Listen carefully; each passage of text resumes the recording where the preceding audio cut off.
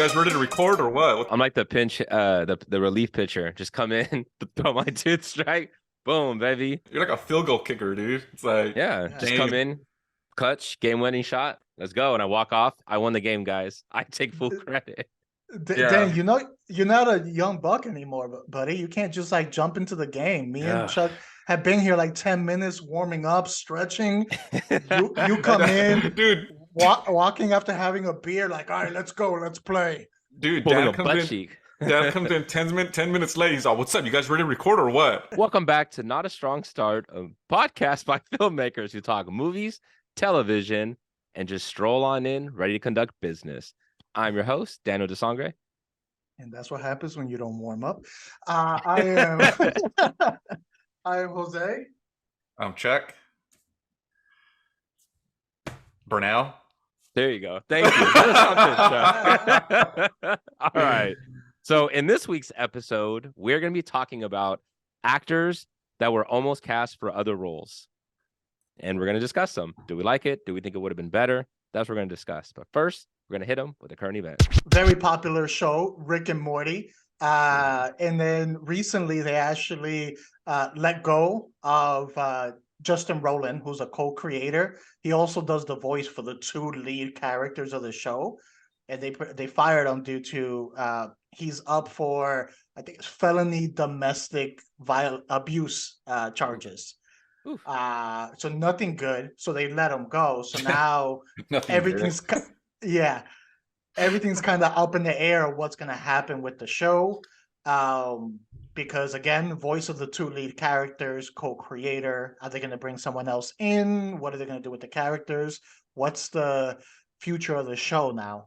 You guys have any thoughts? Yeah, I've never seen the show ever. I heard it's really good, but I've never seen it. So you don't know Pickle Rick?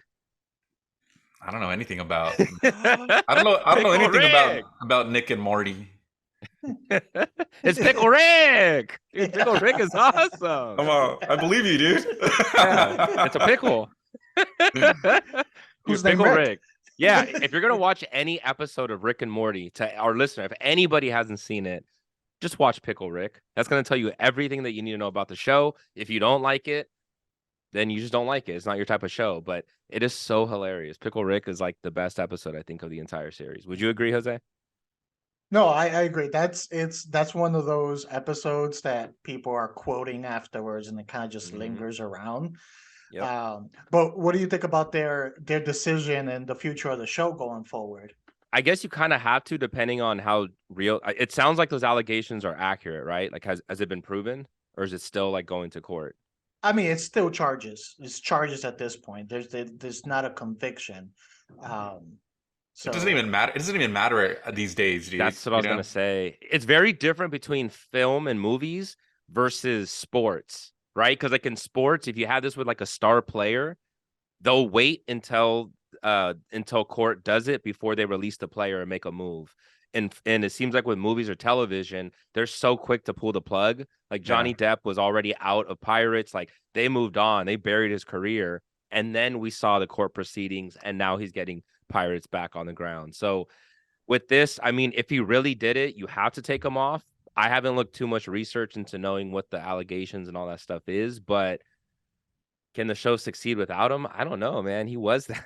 He was that. So I don't blame them for continuously, for continuing to push it, because there's a huge fan base for it. But I just, he was the character, man. I don't know. what it feels like, so we spoke about sports, and we see this come up at times where there's the domestic violence charges and accusations and things like that. What I felt was different with this one, it was a felony domestic abuse. Like, for it to go to felony, like, it's got to be bad. In general. So we'll see what the results are. I mean, if he engaged, whether felony or minor or whatever, in any type of domestic abuse, and honestly, I got no sympathy for the guy. Can him and his career. I have absolutely no patience when it comes to like domestic violence.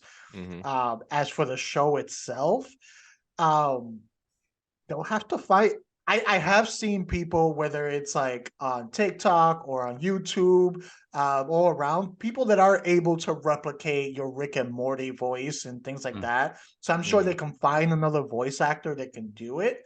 Hopefully they can find someone that can bring the same personality like to the characters where it's seamless. Mhm. But we'll see. It's definitely something to keep eye on, just to see, because this might dictate how future shows might handle a similar situation, if this show can thrive afterwards or if it collapses. Good point. Yeah, I can't picture you, Dan, without facial hair anymore. I saw an old episode, and you don't Yeah. have any facial hair, and I'm like, It looks funny now, huh? yeah, I'm like, I like this. I liked this guy without facial hair. And I'm like, It hit a thing where I was like, okay, I'm just gonna grow it out for Christmas. I'm not going into work for a couple weeks. So I started growing it out, and then I got kind of used to it. And now when I go back, I'm like, this was only supposed to be like a temporary thing, but now I'm like, I'm kind of stuck with it for a yeah. little bit now. So I got inspired by Jose, man. He's growing out the That's what beard. happened. That's what happened with my beer. It's like same thing. It's like, all right, it's November. It's getting cold outside. Warm up my face a little bit. I'll grow it for a little bit. And then it got to the point where it was like, all right, I put so much work into it already. Let's see how long I can go before I get bored with it. I've heard beards are tricky like that, where people tell other dudes like, be careful with that. It's like, why? Because you learn to depend on it, and it's like, can't be without it. And it's like, No. yeah. Like Minnie, you know how Minnie had that long one, and then when he had to cut it because of his skin rash or whatever it was. Sorry, Minnie, for putting your business out there, but you had alopecia or something. I don't know. But you ended up cutting I it. think it was HPV, dude, wasn't it? Let's put a pin in that. To get back to your point, Jose, I'm curious to see where the show goes with Rick and Morty. I don't know. I mean, I haven't even been watching the last couple of seasons, to be honest with you. It just, it's too much. Like when a show goes on too much, like The Simpsons, I appreciate The Simpsons, but it was like 30 years. Like, Jesus Christ, I cannot commit to a show for that long. They It's just just too got much. renewed for 2 more seasons, like Oh my 30, God. 35 and 36, or 36 and 37 or something. Damn. Yeah. I stopped like 46 seasons ago. The Simpsons. Like I'm done with it. But we'll see who gets put in this role, who maybe turns down this role, which I think it's a segue into the next part where a lot of times when the role is up, you have everyone starts like fan casting, like who they want in the role and things like that. And you might get some rumors of who's being considered, but we don't always, see the process and who was really like at the end of the line for that role and might have turned it down. Sometimes you don't find out until years later when they're doing an interview and they're like, hey, I could have had that role, but I said no. Sometimes it's regret, sometimes it isn't.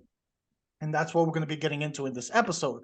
We're going to be talking about actors who turned down major roles and discuss what our thoughts are on it, whether we think it probably would have been better with them, better to just have kept it the same, and see how it goes.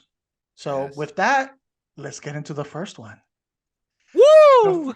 Yeah, the Hey! first. We haven't done the Chuck woos in a while. All right. With that, let's get into our first one. This is an actor who was featured in one of our Latino OG episode. Is Javier Bardem. And Javier Bardem actually was up for the role in Minority Report, Colin Farrell's character, and he turned it down. Funny thing about it is Javier Bardem, he gives Dan competition when it comes to being a Steven Spielberg fan. I guess one of their first conversations they had together, he told Steven Spielberg, I saw E.T. like 24 times in the theater, and like Raiders of the Lost Ark close second. Like he's a huge fan. So imagine turning down the role in a movie from a person who you're such a large fan of. But Bardem, I guess he turned it down because he was scared that his English was not good enough yet at that point. And I guess the pressure of this is Steven Spielberg, like I don't want to mess this up. I'd rather say no, because I don't want my first role or my role with Steven Spielberg to be a role where I'm struggling with a foreign language. So what do you guys thought on that? And do you think Javier Bardem would have worked for that role? Could he have done a better job than Colin Farrell? What do you guys think? I think Colin Farrell nailed that role. That movie's almost perfect, Minority Report, and so it'd have been interesting. It would have been interesting, But like I think I had read about that too, that he wasn't sure about his English. So who knows what that would have looked like if he, there's a lot of big words in that movie. So Yeah, there is. Yeah, there is. so I think we're good. I think we're good with Colin. Yeah. Colin has like this charisma about him, and he brought the character, like he brought a lot of charisma to the role. Not that Javier Bardem can't be, he's just a lot more intense. And I think he would have played it just a little more like villainous. So it would have been a little more like intimidating in a certain sense. And I thought Colin Farrell did a really good job with the way he portrayed it. So like what Chuck said, it's good as is. Leave it. The kibosh. It's good. Yeah, especially when he dies, spoiler alert, like you felt I like how you say it first and then you say spoiler alert. He died, spoiler alert. Because he has he's charisma, like you liked him. You knew he was kind of doing his job and he was kind of the bad guy, but then you realized he wasn't. With Javier Bardem, you might have been like, good. Yeah. He is a bad guy. Look at him. Glad he died. Look, he died. Yeah. So. I agree. Javier Bardem, I mean, we already spoke. You guys can go back to our, OG Latino episode. Look at Jose, just segueing everywhere. You need a segue, sure. There we go. I'm wide awake today. Yeah, you are. You're bringing that energy. But I mean, we know the talent is there, but there was nothing wrong with the way Colin Farrell played it, and I think you guys make a good point. Javier Bardem plays such a good bad guy that I think we would have known this character was was a bad guy from like the 5 seconds into him being on screen and stuff, which would have taken away some of that initial like, is he bad? Is he not bad? Mm-hmm. So Minority Report is one of the most underrated sci-fi movies, and I really like it. Like, I think it should be left the way it is. I'm glad they went with Colin Farrell on that one, or that he turned it down. Yeah. Going into the next one, now this next actor, we're actually going to get into two roles because they were two pretty decently big roles. It's going to be Will Smith. And no, this one is one that a lot of people know about. He turned down the role of Neo in the original Matrix, which ended up going to Keanu Reeves. Suppose he turned it down because when he sat down with the Wachowskis, and they pitched him the movie, I guess from what he was saying, they pitched it in such a confusing way that he didn't understand at all what the movie was about. So he said, like, after the fact, seeing the movie, he was like, oh, that's what it's about. These guys are geniuses. But he was like, there's a difference between like how it's pitched and how it comes out. And during the pitch, they just didn't sell him. And ended up going for Will Smith. What do you guys thought on that?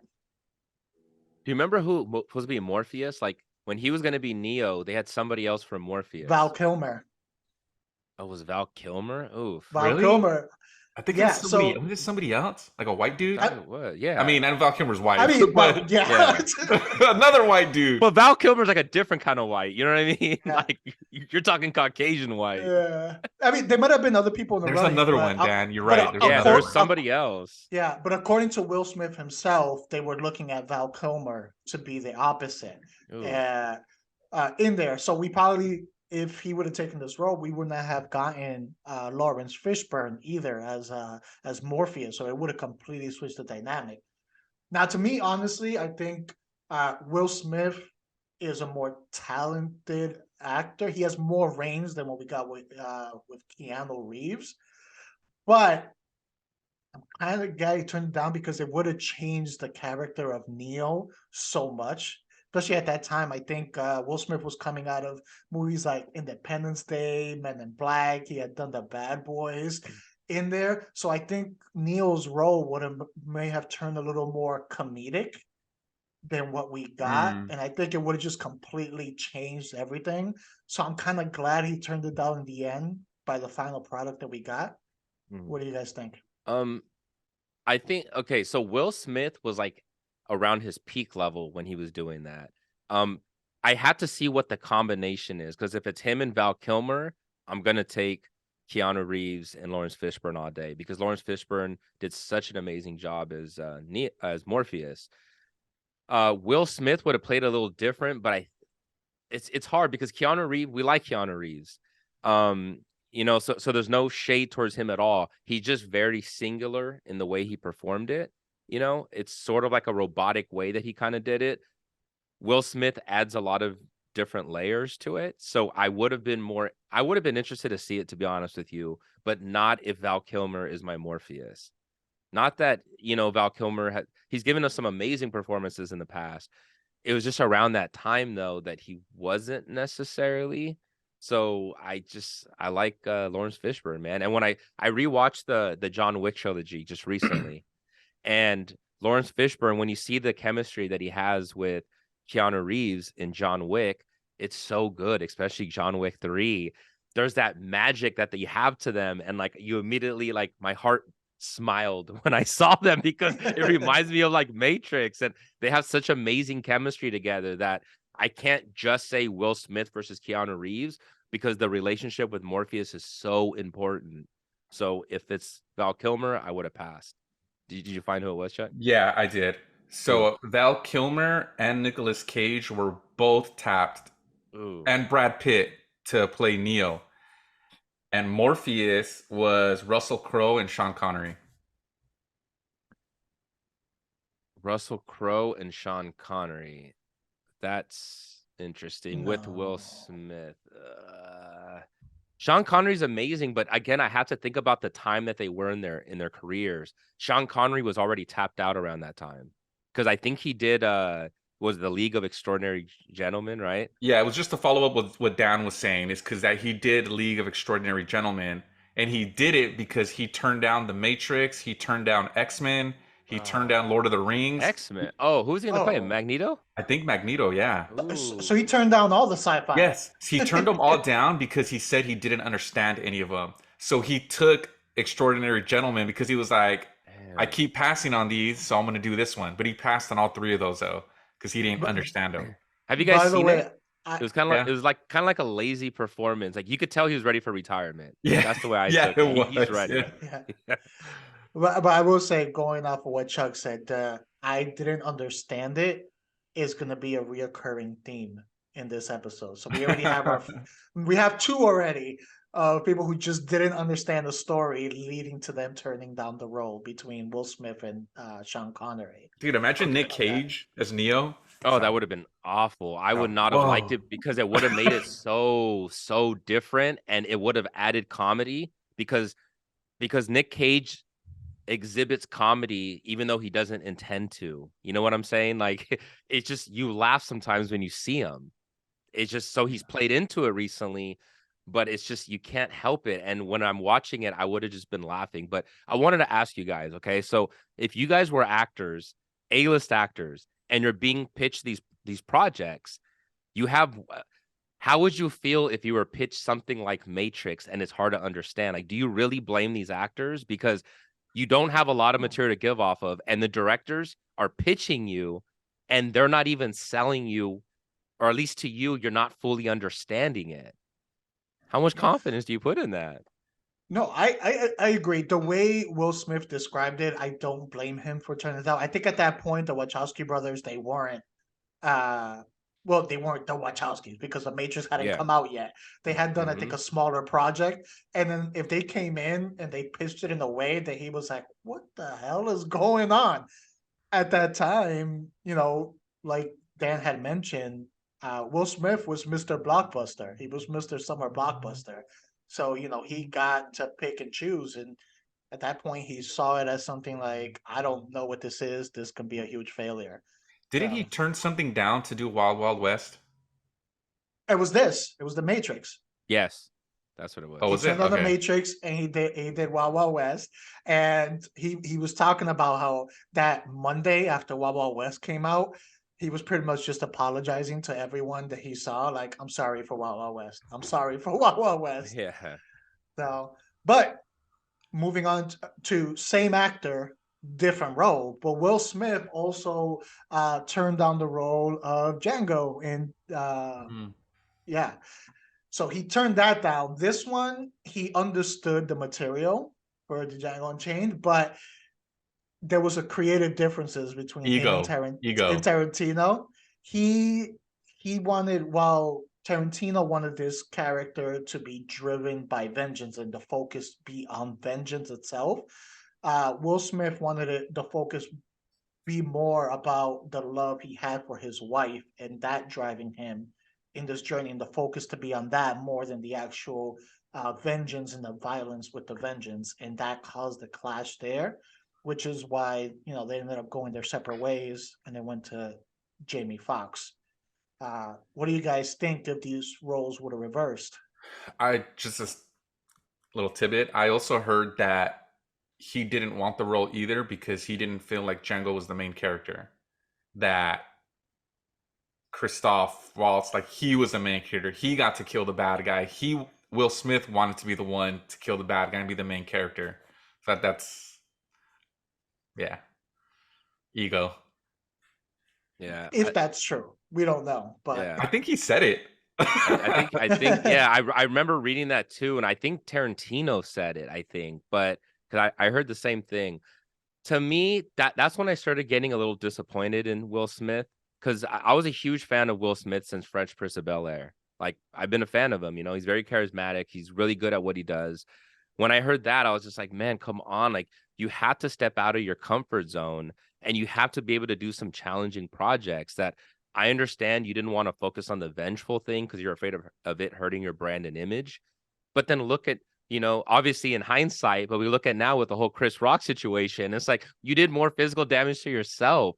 The point is, you could have been a badass doing Django. And shout out to Jamie Foxx. He crushed it. I thought he did a great job as Django. I would have loved to see Will Smith in a Tarantino movie. But like you said, Chuck, ego, that would have altered Tarantino's vision. And he would have, what other ideas would he have had on set? How would he have delivered certain things that Tarantino said, I wanted to deliver this way. I don't want to say it that way. Like those things, Jamie Foxx doesn't give a damn. You want him to say the N-word? He'll say it 50 times in a row. Like he doesn't care. Will Smith wouldn't have.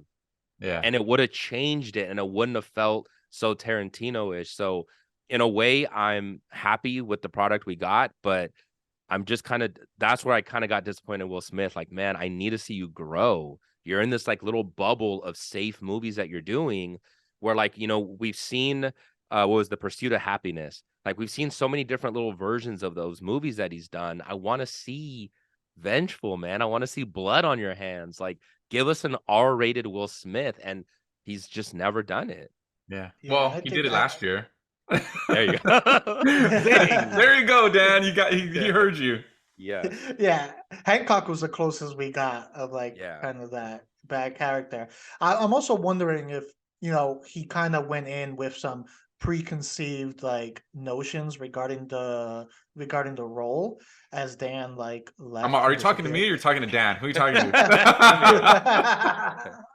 Yeah. You're good, but brother. like, I know that Will Smith previously he had mentioned how he always avoided slavery movies in the past because he wanted to put more focus on having like black heroic characters, focus more on like black excellence over like black trauma. So I'm wondering if also that mindset going in, he was looking for something wrong because it's not the type of films that he wanted to do. Which I get, but what was his last movie that he did, Jose? Well, yeah. There's Emancipation. Emancipation. Yeah. So I'm like, hello. Which I haven't seen, but he seems like he decided to kind of get over it. Maybe part of it was regret over not making it work with Django, and just kind of trying to, do something else. But yeah, that's two bad ones that Will Smith could have had, and I think he could have pulled this off. Not saying he would have done a better job than Jamie. I feel they're kind of on par, on level. So it might have been no less or no more. We could have gotten the same product. Speaking of, next one, Denzel Washington. and he actually turned down 7. Seven, He would yeah. have been Brad Pitt's character. He felt the material was too dark, and he regrets not taking this role. How do you guys think this would have been if we take out Brad Pitt and we throw in Would Morgan Denzel? Freeman? Would Morgan Freeman still be? Would it be him and Denzel? Because I assume whatever reason, it seems like when they change the main uh protagonist going from white to black, then all of a sudden they change the counterpart from black to white. I mean, it probably would have changed. They probably would not have had like two people of color as the two detectives. They probably would have mixed it up. Whether they Mhm. do black and white or male and female, I feel like they always try to do two different types of individuals. So maybe it would not have been Yeah. more. I don't think it works though, because I think Denzel Washington is very regal and prestigious, and that Brad Pitt character was like dumb. Like he was a dumb dude. You know what I mean? Like he did a lot of dumb stuff. He wasn't supposed to be smart, and I don't see Denzel playing like that part. I You know, agree. like being like kind of the dumb, the noob kind of detective. So Yeah. I don't see it working with Denzel, but I actually had not thought of it that way. That's a really good point Yeah. you make there, Very Chuck. good Like, point. yeah, to me, I was like, oh, I think he could pull it off. I think he ended up a couple years later doing his own hunting down the serial killer movie with Fallen Mm. in there, but I didn't think of it that way. And that's a really good point. That maybe it's best that he did He turn would it have down. done a phenomenal job as Morgan Freeman's role now. You know what I mean? Then he would do a good job. But I agree with you, Chuck, 100%. Like he doesn't have that naiveness because he doesn't come off as dumb at all. yeah. He just seems too smart of a guy. So to see that, not that he can't, the guy's a phenomenal actor, Yeah, no, of but course, but Brad Pitt just has the look. He played well into it. yeah. How emotionally distraught he becomes and broken down. Denzel he just seems like that more cool, calm, collective type Yeah. that would have just crushed the Morgan Freeman role. Yeah, that would have been a good role. And to be honest, 7 is so perfect that honestly, I don't want to tweak anything on it. Like, if we were like, hey, is it okay if we just like switch the kind of car that they're driving? I'd be like, no, don't touch it. Don't touch anything.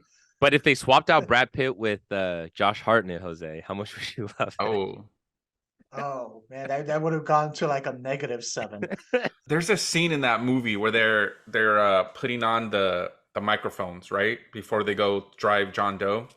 Mhm. And Brad Pitt says something. He's all, you know, and then he's like, what? And he's all, nothing.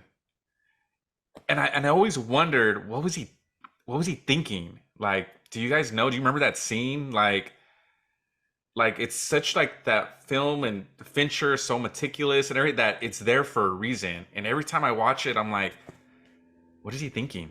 What, like, did he know To some something? ex That's what I'm thinking. It's always like that gut-wrenching feeling of like, to some extent, like a premonition, almost like you Yes. almost kind of know what's gonna happen. It's Hmm. like, no, no, no, no. And that's why I'm at trying the to end brush it's it like, off. no, no, like holy, like no. You almost you saw it, you knew it. Yeah. Something was wrong. You know what I mean? Yeah, and I That's wonder if he knew. I wonder if he knew, like, just for a second, because why is it in there? Like, you guys make movies, you know, you don't put anything in there for nothing. never. Especially David Fincher too. It's like, Hmm.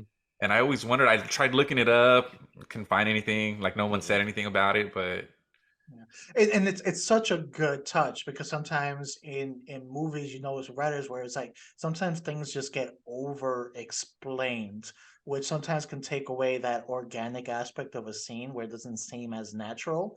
And that's a very natural thing. I mean, you could be with someone, they'd be like, you know, forget it, and yeah, things like that, and like that's it.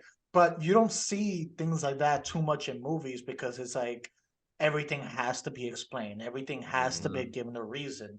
Here is Fincher kind of, I feel, giving the audience credit that you're going to see, like, oh, that's kind of a natural reaction. What and maybe what you're doing right now, questioning it, is exactly what the purpose of that was. Next one, we have Liam Neeson who was a contender for Pierce Brosnan's James Bond for GoldenEye Yeah. on that one. So he ended up actually he turned it down for his wife. She pretty much told him from the interview that I saw that if you take this, if you they do offer you this role and you take it, and we can't get married. And he ended up getting Why? married like a year before GoldenEye came out. Maybe it was due to the commitment, maybe because he would have been taken away and they would not have been able to do it. Maybe she had a time frame for them to like get married. So basically, he turned it down for his wife, Hmm. in general. So it might have been Liam Neeson instead of Pierce Brosnan in this role. What do you guys think? I don't know. Maybe we don't get GoldenEye on Nintendo 64. I don't know. I mean, Pierce Brosnan did a good job, but Liam Neeson with Taken, like, yeah, like sign me up, man. Like, he's a better actor in my opinion, Liam Neeson. So I would have been totally fine with that move. That's one I would have saw as an upgrade. Yep. I think so too. Yeah. Yeah. See, I do agree with you that Liam Neeson's a better actor, but I feel I don't know if he because that James Bond, the Pierce Brosnan James Bond, was all about the suaveness and all that stuff, and I don't see that in Liam Neeson and him playing that type of suave character. Now he showed years later, that he can do action. At that point, he wasn't even you wouldn't think of Mm, him as an action star. He had mm, just come off of Schindler's List, mm. there. So he years later he proved he can do action, but I don't see Liam Neeson and think like, oh, he can pull off a very suave like character. That Yeah. would be my hesitation with him. Where Pierce Brosnan pulled it off very well. Yeah. I think the same thing. I agree with both of you guys, but I also think about like Daniel Craig and him initially. I was like, what?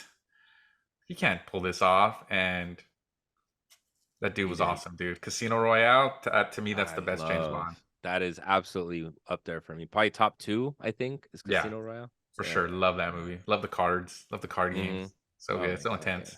yeah. Yeah, Yeah. it is. And you know what? I feel that's the perfect transition into Hugh Jackman was in consideration for Daniel Craig's James Bond role.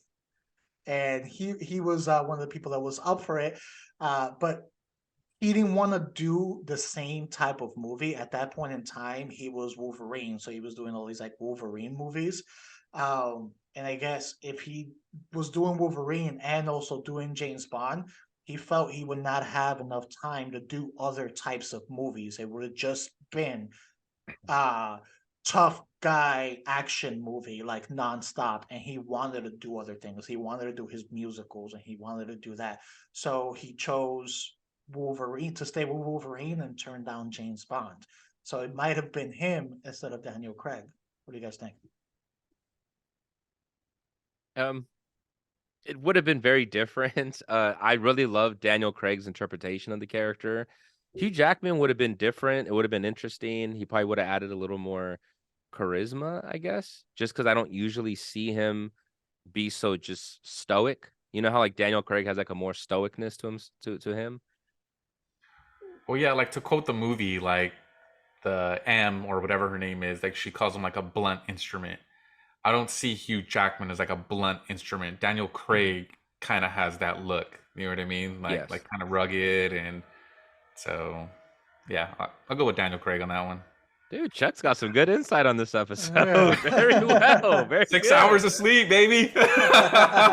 Huge difference. I love it. Good quote. Yeah. Yeah. Okay. Yeah, see, I would stick also with Daniel Craig. I feel he did really good in that job, mixing in that the charisma that you get with James Bond, but also being a tougher James Bond. He was probably the most intimidating James Bond, where it was like, okay, this James Bond, you believe he can mess people up, just pure fist on there. So because of that, I would not switch Daniel Craig, but I do think Hugh Jackman could have pulled it off. I mean, because with the role of Logan and Wolverine, he showed he can pull off that tough, that physical, that action. So I think he can pull it off, but if it ain't broke, why try to fix it? Daniel Craig, he got it done. Yeah, he did. Um, Okay. moving on to the next one, and we've already spoken on this actor, um, Lawrence Fishburne. And Lawrence Fishburne was up for the role, and Dan, this is for you, buddy. Jules in Pulp Fiction. He was originally up for that one. His problem with it was not had nothing to do with the character.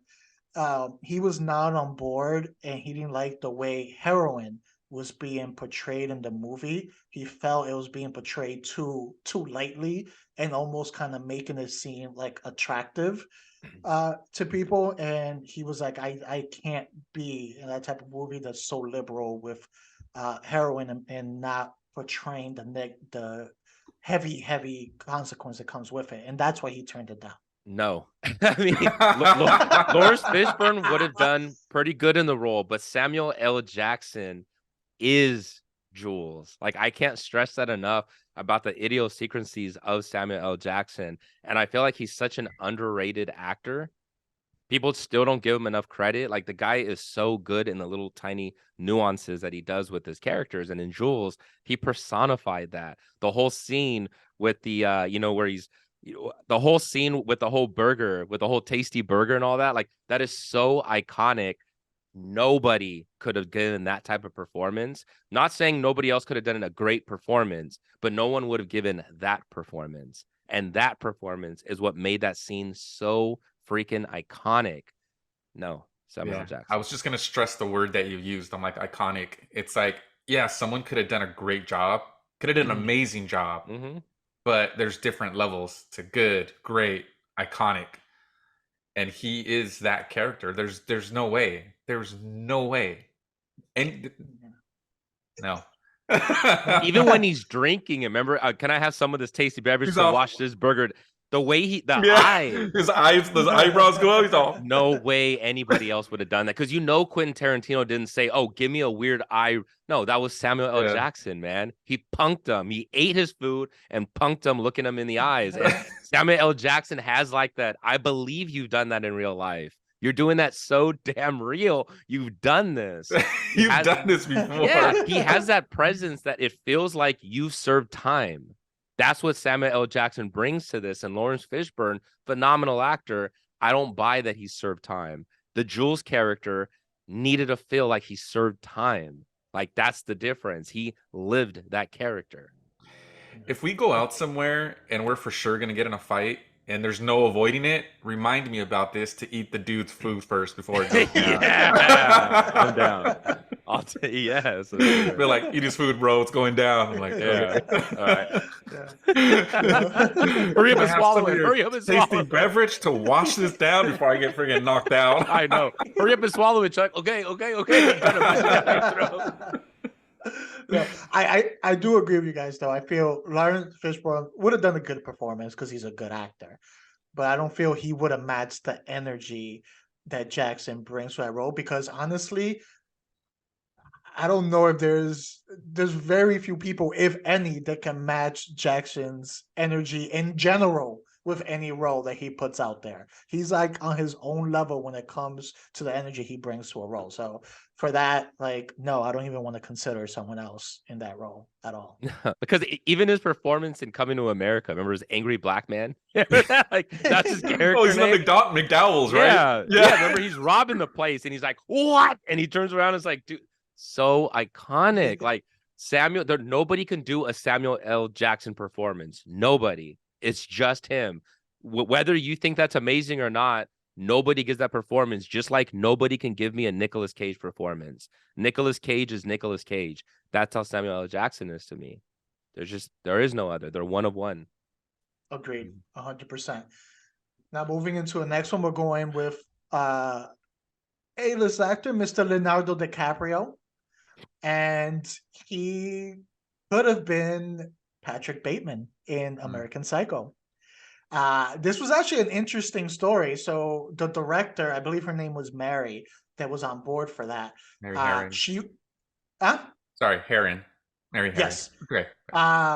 Yeah. So she wanted Christian Bale in there, but actually the studio, they didn't want Christian Bale, and she didn't want DiCaprio. She wanted Bale. So she actually got fired off of that movie.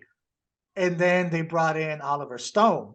And then Oliver Stone wanted DiCaprio, and he brought in DiCaprio. But then I guess there was creative differences, which then led to Oliver Stone and DiCaprio both quitting the project. And then they brought in Mary again, and she brought in Christian Bale again. And then, we got the final product and what we got. What do you guys think if DiCaprio never jumped off the project? Are we sticking with Mary? If it Well, was going to be technically, she wasn't attached when he was attached, right? no, So it'd be a completely different movie with Oliver Stone. It would have been That's what I Oliver was gonna Stone. say. Yeah, Okay, completely. let's just say Mary then, for the sake of it, because we all Alright. would say Oliver Stone would not have Yeah. done a good job. Is that fair? Yeah, let's say the movie stays exactly the same, Okay. except now you put in Okay. DiCaprio. I think at that time, DiCaprio was still kind of young-ish. So, like, I gotta go with Bale on that one. I think, no pun intended, he's more of a psycho than DiCaprio is. Maybe DiCaprio, like, later on, but I know, like, for that movie, it was supposed to be a dude, like, in his mid-20s and whatnot. So, like, I just don't see DiCaprio doing it at that time, because that was, like, the late 90s, early 2000s, This right? this is after Titanic. This would have been his next movie after Titanic. Nah, I don't think he could have pulled it off. I mean, maybe, but Bale was just, I think he was perfect for the role, and to quote Dan, I read the book and I think that Bale was perfect for that role. I don't see DiCaprio doing some of that stuff, and I wish there would have been a harder R NC-17, because there was a lot of stuff they left out of the book that would have been pretty awesome. That's cool. Now I want to what do read the you book. think? I'll get it for you, Dan. Yeah. I agree with what Chuck said. I think, okay, so my opinion is, of those two actors, they're probably top 3, maybe, of best actors working today. In my opinion, is Christian Bale, Leo DiCaprio, and then you argue who the third one is. Is it Denzel? I don't know. That's a different topic, but I think they're both amazing actors. And Leo, even though he's, I won't get into who's better or whatnot, but Christian Bale was so perfect for that role. That movie is damn near flawless to me. I love that movie. I rewatch it so many times. Leo would have done a good job if you wiped away the memory of Christian Bale in it. He still would have done a great job, and it still would have been good. It's so hard not to see Christian Bale in it, because it's another iconic role that he does. And when you said that, the very first scene that I think of when I think of Christian Bale in American Beauty is with when he has a chainsaw. Remember, and he's walking through the stairwell and he's sitting there seeing the girl running, and he drops it and it goes He down. starts laughing at her. Yeah, it's so hard to see. But Leo would have done it too, man, because there is a weirdness to him. But Leo always goes into that high pitch. When he gets manic, he has that high pitched voice of his. Christian Bale is more animalistic, lower register, and I think that changes the character. And I really, really like Christian Bale. Can't stress that enough. Yeah, when I was thinking about it, I was like I agree with you. This is 2 of Hollywood's best actors, so I think Leo could pull it off. In my opinion, it would have been like replacing a Lambo with a Bugatti, like either or. You're good. You're pretty damn good in there. But I do think if I had to pick one, in the situation they were at that point in time, it worked out best to go with Bale. So DiCaprio was just coming off Titanic. Like he was big time at that point already. Titanic was all over the place. He had this huge fan base. American Psycho was the iconic role for Bale that kind of really set him off. So I feel he had the hunger in this role. And if you read some of the backstage stuff in there, he was becoming Patrick. It was to the point of creepiness in there. I think he had the hunger to make this role work. Especially supposedly no one except Mary wanted him in this role, to the point that he was getting paid less than some of the makeup people on set, because they paid him the least possible they could legally pay him, because no one really wanted him on this role. So I think that hunger to like make this work is what led to that amazing performance that we got from Bale. So it ended up being like the right choice. Jose, that's an excellent point you just made, man, because he then took it in directions that maybe the Mary didn't necessarily direct, and he took it there. And you know how he does like the whole montage in the beginning about how he like keeps his body in like peak shape and all that. Leo has never gotten that cut. His body's just not built like that. So to him say he's in peak cut or whatever, maybe he gets a little bit of washboard abs. Christian Bale, like he was yoked, man. He got yoked for that role, and it's more believable. And you're right, the desperation, and that's what I love about Christian Bale is because most of the roles, if not every role he's ever taken, it always feels like a desperation. The actor is going all out, like it's his last chance. Like when we saw him in The Machinist and how much he starved himself for that role, he went all out for this role. And Leo, even though he does a great performance in his roles, there's always a little bit of comfort, maybe even in that one, because he was a little more less experienced than Christian Bale was at the time in terms of acting. He had other roles lined up. So there was a little bit of safeness knowing, well, I have another one coming up in case this one's not as great. Christian Bale felt like this is my time. This is my role. It's my first mainstream lead actor role. Like I'm going all out for this bitch. And he did. Yeah.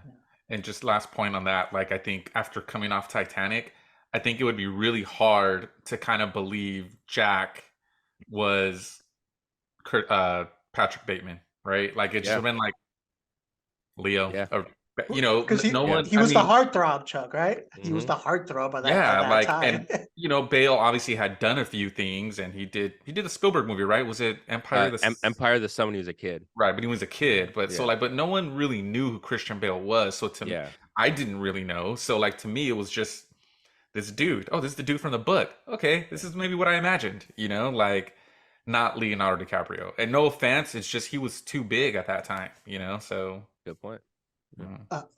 Funny tidbit, because DiCaprio and Bale, especially during those years, they actually were linked multiple times.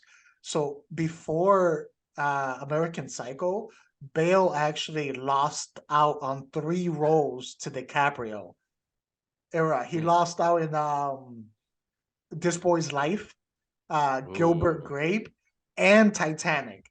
Those are 3 roles they were both up for, Ooh. and DiCaprio was chosen. And I think in Titanic, DiCaprio was chosen just because Cameron didn't want 2 British like leads. So he, for being British, they went with the American for Jack. But that's what got. But just imagine Dang. at that point you've lost 3 roles to this guy, and Yeah. then now you lost another one, but then you get it back. Like that's got to be some motivation. Like, no, this is my Yeah. role. That's a good point. All right, next we're moving into Emily Blunt, who was up for the role of Black Widow and had to turn it down. This is from Iron Man 2, which was Black Widow's first appearance. So she actually had to turn it down due to a contractual clause. When she did Devil Wears Prada, part of her contract she had, it was a optional picture deal clause in her contract. And basically, for those listening, what that is yes, she gets to do Devil Wears Prada, but she owes them one more movie as part of the Oh. contract. And she didn't want this hanging over her head later in her career and maybe missing out on big projects that she wanted to do. So she wanted to get that clause out of the way right away. So she committed to wait, I have it here. What was the movie? Gulliver's Travels. And she committed Oh to that. God. And then they offered her Black Widow. And she's like, I already committed to Gulliver's Travel, and this is like the clause that I need to do. So she had to turn it down, which she heavily regrets. But Ooh. she also, because she got that clause out of the way, she got to do movies later on in her career that she really wanted to do. So that's kind of what messed her up. I have a quick question for you guys, real quick, before we get into this. Yeah. Her turning down Black Widow to do Gulliver's Travel, or Will Smith turning down Matrix to do Wild Wild West? Which one was the worst decision? Will Smith, to do out west because that was a conscious decision that he made on his own. Her, it was a contractual decision, so Well, she pretty much had No, no I get what you're choice. saying, Dan. but she didn't want it over her head though. So like, which one Emily was the worst Blunt. career choice? Emily Blunt. I feel the same. Yeah. Yeah, because at least Wild Wild West, it was still a bomb and all that stuff, but at least still got like a huge theatrical run. It got a ton of advertisements, and it's kind of gotten buried. Gulliver's Travel came out and like it got nothing. Like it That's got true. nothing. There was just nothing. Is that Jack Black? That's Jack Black. Yeah. I Oh never my saw God. it. I mean, I think I heard of it, but Ugh, that's why I was just curious which one. But anyways, Yeah. other two, Emily Blunt, in my opinion, she's a better actress than ScarJo, right? I mean, I think that's fair. I mean, Is that fair? say no more, Dan. Okay. I got you, and I agree. How about you, Jose? Yeah. No, I agree, and I think she definitely could have pulled it off. But I mean, to be honest, that character was given so little in the MCU, especially in those earlier stages, that you literally could have just thrown anyone in that role as long as they were attractive, and they could have pulled it off. But But let me play devil's advocate. Is it because she didn't bring more out of the role? Or is it because that's just the way it was intended to be? Like that's the way it was destined to be, and there was no changes. I mean, Because the role was written as eye candy, pretty much. it was in the first role or two, but if you sometimes cast an amazing actor, sometimes they're so good and bring so many other layers that they can't help but have to give you more material. Does that make sense? Like they might have given her own spinoff earlier because Emily Blunt proves she can do action. She's really good at action. And she's an Oscar worthy actress. Like she's phenomenal, so it's like Yeah, no, it's true. Maybe if Emily Blunt was in it and they saw more in her, maybe Black Widow would have gotten her movie earlier, maybe before the character died. They could have actually gave her her spoiler own alert movie. after. Spoiler alert. That's how we do it here. That's how we do it. Spoiler alert. Then we give you the alert after.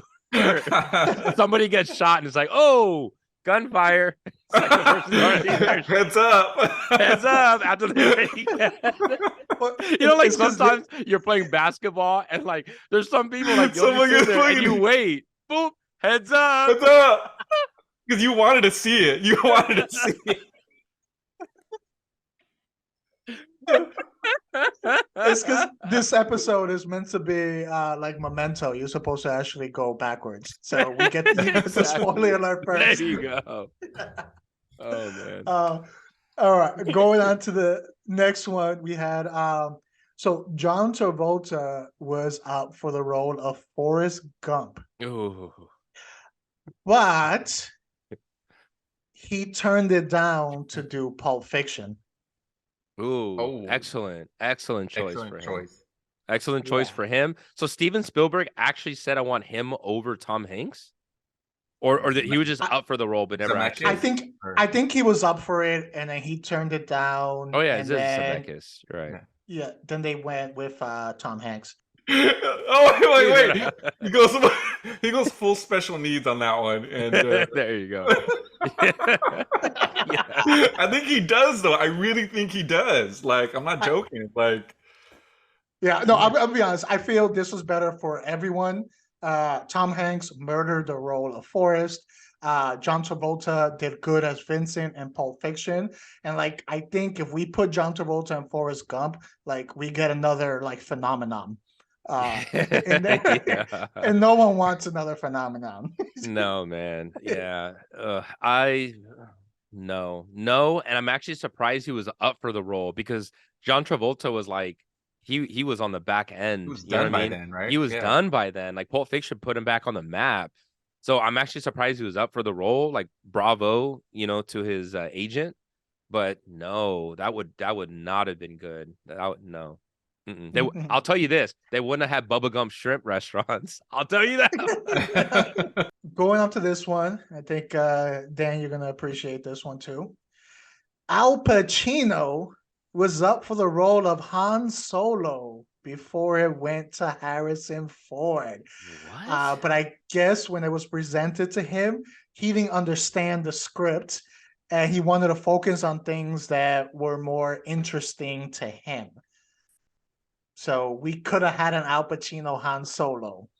I know my thoughts, but let's hear your thoughts first. Chuck, we'll start off with you.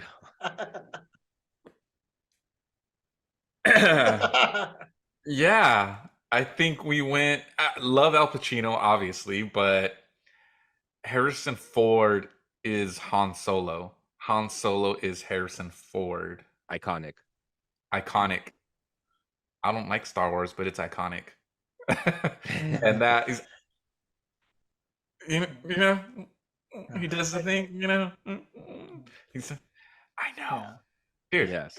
Yes. Yeah. No, and I agree, Dan. I want to end this one on you. I honestly, I don't think Al Pacino has the on-screen charisma that Harrison Ford has. Like, not even close to matching him in charisma in there. And I think if Al Pacino would have been Han Solo, Han Solo would not have been as popular of a character as it is right now. Yes. Harrison Ford has this charisma about him that's so different, like a Harrison Ford performance. Like he does in Indiana Jones, he does it as Han Solo. And a specific example is in A New Hope, when they're trying to escape and they just got Princess Leia out of the prisoner, the cell, and they need to escape, and he's there talking to the radio to one of the officers, and he's like, officer, blah blah, what's your code? And he's like trying to sell him like BS over the intercom, and then when he realizes this isn't going to work, let me shoot, let me blow it up. He starts to talk to them, and he kind of goes into a flamboyant way of trying to, like, that's his interpretation of how stormtrooper sounds. So he goes flamboyant and kind of tries to answer him. And when it's not working, he shoots and under his breath says, "This is a boring conversation anyways, Julie, da da da da." It's those little tiny things that he does that just shows I don't give a damn. That's what Han Solo is. Al Pacino just doesn't do that, man. He just doesn't do that stuff. He's very Tony Montana. He's very in your face, aggressive, and that's what he does. Harrison Ford, he has like this I don't care, and he does it even with Indiana Jones. Like there's a smugness to his face. Like I'm better than this. That's Han Solo. Yeah. Just we would have gotten Han Solo just yelling the whole movie at everything and everyone. And not to mention he's yelling. Short, man. He's so short. Like he would have been almost the same height as Carrie Fisher. Like, come on, no. Can I throw in an honorable mention real quick since it's Al Pacino? Mm-hmm. Yeah. I was telling Jose earlier, Al Pacino actually got the role first for John McClane. I'm going to say no for the same reasons you just said for Han Solo. These are charismatic characters. That's not Al Pacino's strength. Maybe De Niro, if we got to go with like those, because, it was Pacino, De Niro, all that time frame. Out of all of them, De Niro had more of the charisma. So maybe him. Pacino, no, for the same reasons as Han Solo. Yeah, and I think that goes into the thing of the script probably didn't even call for these characters to be so charismatic. It's not like George Lucas thought, I'm going to make him this smug, cool. I don't think George Lucas, as we saw with the prequels, there's no way he thought that. They got lucky with the casting of these characters. And I think with Die Hard, they got lucky that Bruce Willis had this sense of charisma as John McClane. They kind of fell into it and it just worked. That's the magic of these characters and these movies. It's these characters. So for you, Chuck, when you say you don't like Star Wars, I can understand people that don't like it because that's just not their thing. But you still admit, but I get the character. Like I understand why people like Solo. Just like if some people really hate like shoot 'em up action and they just don't like Die Hard. Okay, if that's not your thing, that's not your thing. But you could also understand why people love John McClane so damn much. Oh, yeah. And Han Solo. Dude, yeah, I'm not a fan of the original Star Wars, but I love Han Solo. Like, yeah, you get it. Yeah. Like the dude's a badass. I get it. He's awesome, dude. Yeah. So we had one for Dan with the Star Wars. Now I got one for you, Chuck. Michelle Pfeiffer was offered the role in Basic Instinct, Sharon Stone's role. She ended up turning it down because as she got a little older, she became pickier with her roles as her family started growing because she tried to create a family work balance. So she got pickier and pickier. So this was one of the roles. I think Pretty Woman was another one that she turned down. Um, I'm like getting I think red she, already. yeah, I think she could have pulled it off, but would we have still gotten Chuck's favorite scene in this movie if it would have been Michelle Pfeiffer? You assume the worst of me. However, you are right. Totally my favorite scene. I've seen that scene more than any scene in my whole life. You assume the worst of me, but that just means that you know me. But that just means we're really good friends because you're exactly right. I'm gonna say I don't know, probably not, but I'm just gonna assume yes. I'm gonna dream yes. That would have been awesome. That's the best insight I'm giving you guys all day. That would have been awesome. Yes. I would still be watching it right now. Yes. I think it would have been. It's one of those ones where Sharon Stone gave such an iconic performance, but Michelle Pfeiffer is so good. I think it would have been a drastic improvement. Maybe not drastic, but it would have been an improvement. There's no way Michelle Pfeiffer would have done that scene though. She is not showing her thing. But if we assume she did, yeah, or like a body double somehow, you know what I mean, and did it. Yeah, of course, but her performance would have been way better. And even in Pretty Woman, Michelle Pfeiffer all day, like she, even though Julia Roberts did a phenomenal job, it's Michelle Pfeiffer, man. Like that's Catwoman. That's my It's Catwoman, Catwoman. bro. That's my Catwoman. That's my Yeah. Selena Kyle. Yeah. That movie would have brought in all the Catwoman fans from the Batman. They would be like, "What? Michelle Pfeiffer? This Yeah. what?" Missed opportunity. Missed Oh opportunity. yeah. But with that concludes our list. I mean, there's plenty of more, but we got to end at some point. These were actors, big actors, who possibly could have changed the landscape of a movie, of a role, of careers, because some of these roles went to people who made their career. So it's always important to see like not only who got a role, but who could it possibly have been, because it's so important when it comes to casting. With that said, we can move into, fellas, what is on your queue? Basic Instinct. I'm already pulling it up on my phone right now. I'm like, did I own this movie? No. I'll go with the Banshee of whatever it's called, the That's one so with good. Colin Yeah. Farrell. I remember Chuck talking up, and I was like, I don't want to like this movie just because he always hates on my movies. I'm gonna watch it, and I'm gonna give it like a 7. And then I watched it, and I was like, that movie was really good. It was really good. Okay, I don't know if it was amazing, but it was good. And then I kind of sat back on it and I kept thinking about it for days. Yeah, And I'm that like, happens. dude, there are so many more layers to this movie, and they Yes. appear at surface level. And I was like, this movie is so much deeper. Holy crap, this movie's amazing. And it was probably one of my best in 2022, hands down. Yes, it's I was so like, good. that's It's so better the good. second time, dude. I need to And rewatch it a second Barry time. Keoghan, especially when you know what happens with him, Phenomenal. So dude, I'm getting good. chilled. That scene that he has with the sister, like before, breaks my heart, dude. I've seen that like 4 times. I knew it. I had a feeling that's where it was going. When I was watching it, I was like, no, because I started reading the little character choices. And when you see him walk off, I'm like, no. And then when I saw it, I was like, oh, man, I was right. And they show he's in the background when she leaves. Remember, she takes off on the boat and Colin Farrell's like saying bye. You see him in the background. I didn't see that. He's in the back. I didn't see that. He's out of focus, but it's him. He's right on the edge of the cliff. I almost want to do a whole episode where we just talk about that movie because like there's so many layers to it. It's so simple, but like it's so complex about the psyche of just humans and how we are our own destructive selves. And it's so good. So good. Not trying to overhype it, people. Not trying to overhype it. It was just so damn good. And it was like, whoa, I understand why this movie was Oscar nominated.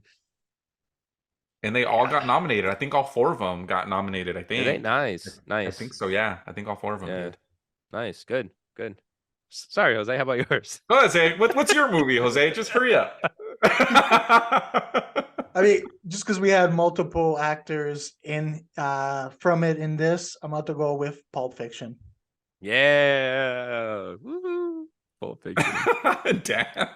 Can't go wrong with that. No, you can't, man. A lot of iconic, if you want to see iconic acting, iconic characters, iconic lines, everything. On that note, thank you for watching another episode. Please watch us on YouTube, subscribe, like, comment, share. Not a strong start. You can listen to us to anywhere you listen to your podcast. You can follow us on Instagram and Twitter, Not a Strong Start. I'm your host, Daniel. You can follow me at King_Sangre. I'm Jose. You can find me at This Is Mi Nombre on IG. I'm Chuck. You can find me at Chad Radwell 12. Yep. And speaking of iconic, we are iconic ourselves with this iconic podcast. Maybe. I don't know. We just duck ourselves. If we say it enough people will believe it. Maybe.